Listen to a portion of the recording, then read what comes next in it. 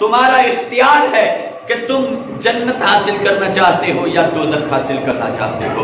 ہمیں اس ماہ مقدس میں اللہ کی بڑھ چڑھ کے عبادت کرنی چاہیے، جتنی زیادہ ہو سکے ہمیں اپنے رب کے حضور گر گرانا چاہیے، اپنے گناہوں سے معافی مانگنی چاہیے۔ اور حضور نبی اکرم صلی اللہ علیہ وسلم کے غلاموں، آپ کو یہ بھی بتاتا چلوں کہ اس ماہ مقدس میں اللہ رب العالمین اپنے بندوں سے کتنا پیار فرماتا ہے۔ حضرت جابر بن عبداللہ رضی اللہ تعالی عنہما آپ فرماتے ہیں کہ جب انسان صبح روزہ رکھتا ہے اور صبح سے لے کر شام تک اللہ اور اس کے محبوب کی رضا کو حاصل کرنے کے لیے بھوک اور پیاس کو برداشت کرتا ہے، اس کے منہ سے جو بو آتی ہے، حضور ارشاد فرماتے ہیں کہ وہ میرے رب کے نزدیک مشک و عنبر سے بھی زیادہ خوشبودار ہو۔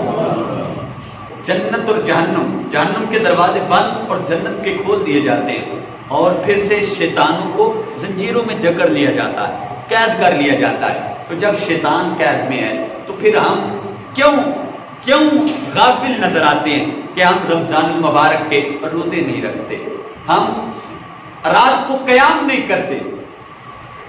یہ نماز تراویح کا اہتمام ہوتا ہے، وہ نوجوان بار چوکوں میں کھڑے ہو کر گزار دیتے ہیں وقت اور پھر گھر میں چلے جاتے ہیں، لیکن امام الانبیاء صلی اللہ علیہ وسلم نے ارشاد فرمایا کہ جو کوئی ایمان کی حالت میں ثواب کی نیت سے رات کو قیام کرتا ہے، اللہ رب العالمین اس کے سارے گناہوں کو معاف فرما دیتا ہے۔ تو ہم کیوں غافل ہیں؟ رب کی رحمتیں بہانے ڈھونڈ رہی ہیں کہ آ جاؤ، ہم نے جنت کھول دی ہے تمہاری خاطر، جہنم کو بند کر دیا ہے، اور پھر بھی ہم جہنمیوں والے کام کریں تو پھر ہماری اپنی ہی بد نصیبی ہے۔